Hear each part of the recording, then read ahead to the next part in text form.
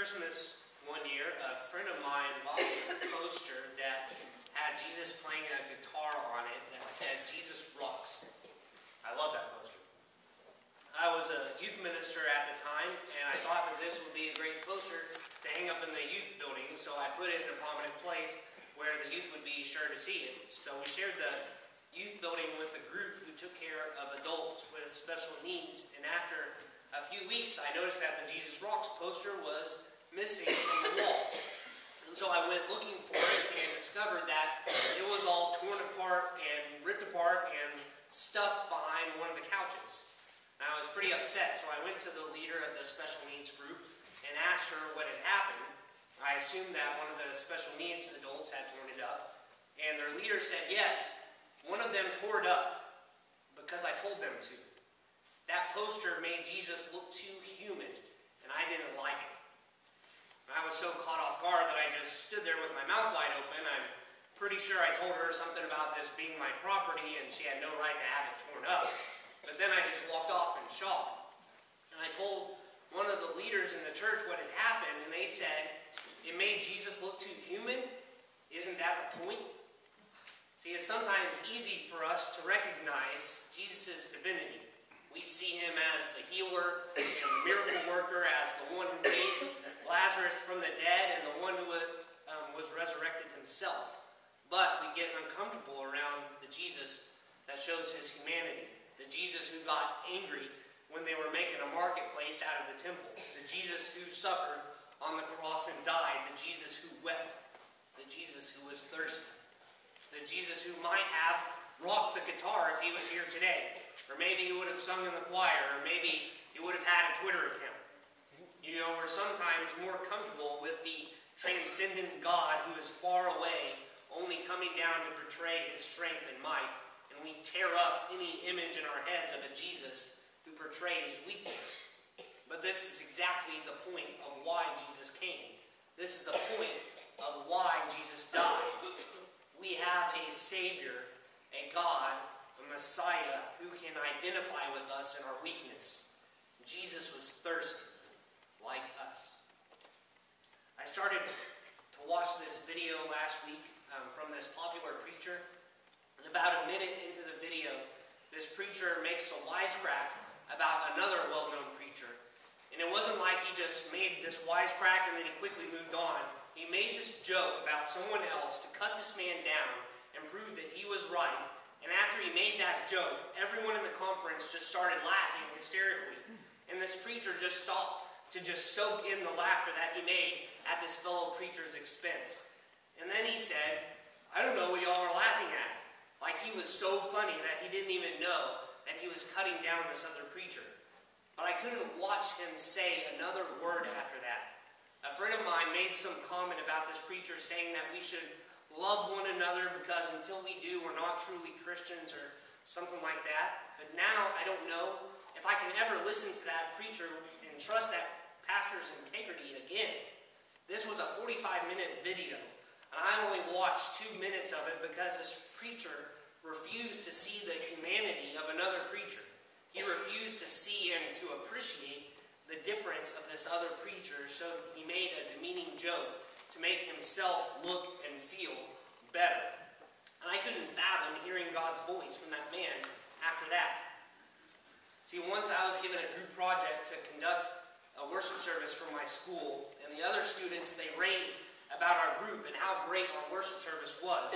But when I asked my professor how we did, he said, "Russell, you made a wisecrack that was demeaning to women at the beginning of your worship service. Overall, your worship service was great, but I couldn't get that one joke out of my head the rest of the service, and it was hard to listen to you because I was so upset about what you said at the beginning."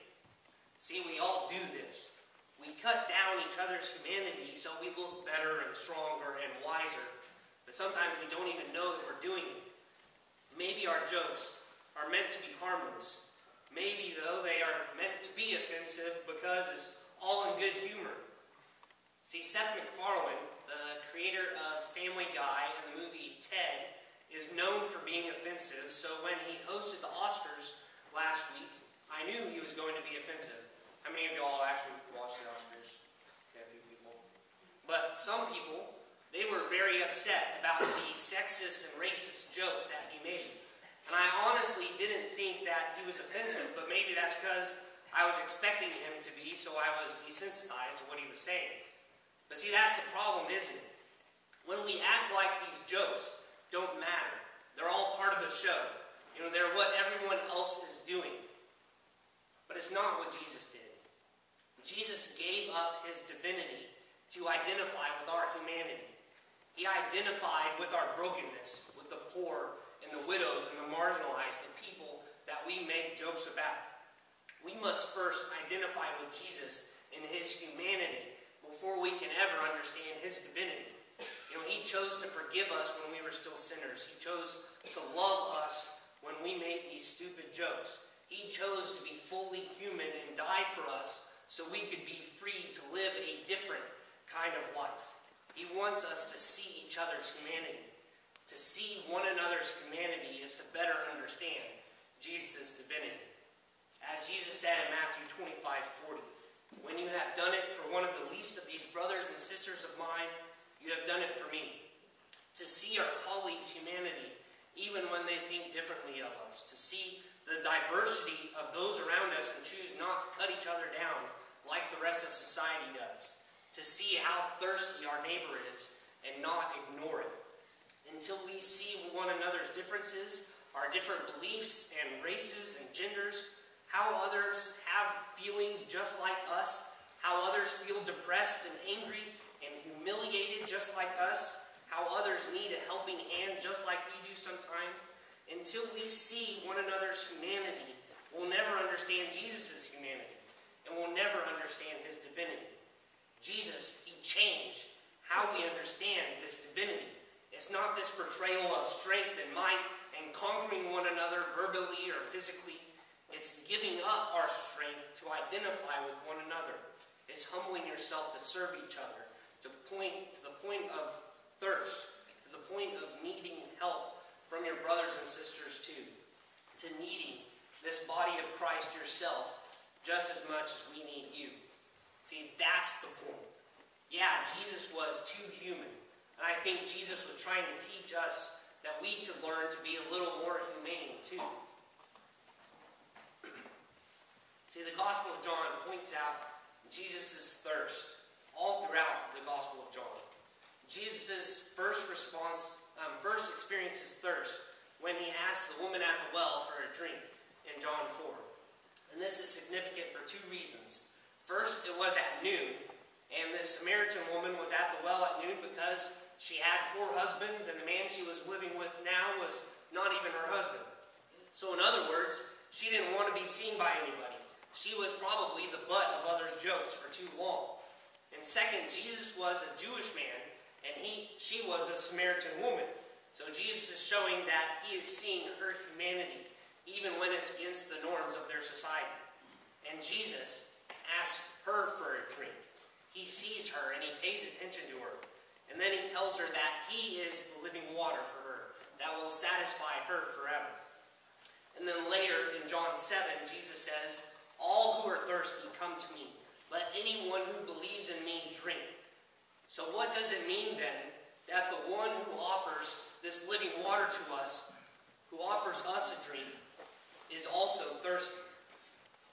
See, anyone who has been around someone who is dying knows that many times right before they die, they ask for a drink. The nurse will instruct you to give them a cup with ice or a small glass of water with a straw. Being thirsty is sometimes one of the last things that we experience before we die. So first, Jesus' thirst shows us that he's about to die. But his thirst is more than that. His thirst is more than just expressing his weakness and his humanity before he dies. See, in the Garden of Gethsemane, Jesus prays, "If this cup may be taken from me, please let it be so, but not my will, but your will be done, O Lord." And with his disciples at the Last Supper, Jesus says, "This cup is my blood of the new covenant." See, Jesus' thirst is a statement that he has completed his mission. He has drank his cup. But who has he been thirsty for this whole time? God, the Father. He has drank the cup that God has asked him to drink. He has poured out his cup for us because that was God's will for his life. So what about you? What cup is God asking you to drink? Nadia Bolsweber, an Episcopalian priest, she says that Lent, this time, the season that we're in, is not about us just giving up something or us taking something on. She said it's not hard to just make Lent this ritual where we don't really remember the meaning of why we're doing this. No, Nadia says that Lent is about simply giving our hearts to God. She says, and I quote, "God doesn't say to give our hearts to him when we get our crap together, but to give our hearts to him now, in our weakness, in our brokenness, in our humanity." This whole season of Lent is drinking our cup, completing our mission. But it's not about the chocolate that we give up or reading our Bible more so that we can complete some sort of meaningless ritual. It's about giving our blood, sweat, and tears to God, showing our commitment to God, giving God our complete attention, our hearts. Psalm 63:1 says, "My soul thirsts for you." The central question is, who are we thirsty for? See, after the Ash Wednesday service that we had a few weeks ago, I was exhausted. I worked 15 hours that day, and I was feeling discouraged and stressed out because I just had a lot going on at the time. And even though I was exhausted, I couldn't go to sleep when I got home. I was just feeling weak and stressed out, and I decided that I just wanted to go for a jog to get my mind off of things. And my dog, Crowder, he insisted that he wanted to go running with me, so I took him with me. And now, when Crowder and I, when we're walking, he helps me to walk at a more brisk speed, but whenever we start jogging, sometimes he just needs a little encouragement to pick it up. So I told Crowder, I said, "Come on, buddy, you can do it. You can do it, buddy." And every time we go running, I say the same phrase to him. "Come on, buddy, you can do it. You can do it, buddy." But this time when I said that to Crowder, I felt like God was saying the same thing to me at that exact moment. "Come on, buddy, you can do it. You can do it, buddy." See, Crowder and I, we powered through our run and we felt good doing it. But I also felt empowered by God to keep moving despite my stress, discouragement, and weakness. I felt encouraged by God to drink my cup, to complete the mission that I have been called to complete. And 2 Corinthians 12:10 says, "For when I am weak, then I am strong." For Jesus and for us, even in our weakness, we can find strength. We don't find strength in cutting each other down so we can get ahead, but in laying down our hearts and our lives for God, completing a different kind of mission. And just when we're at our wits' end and we're thirsty for some more of that living water, God quenches our thirst. In the midst of our humanity, Jesus shows us that we can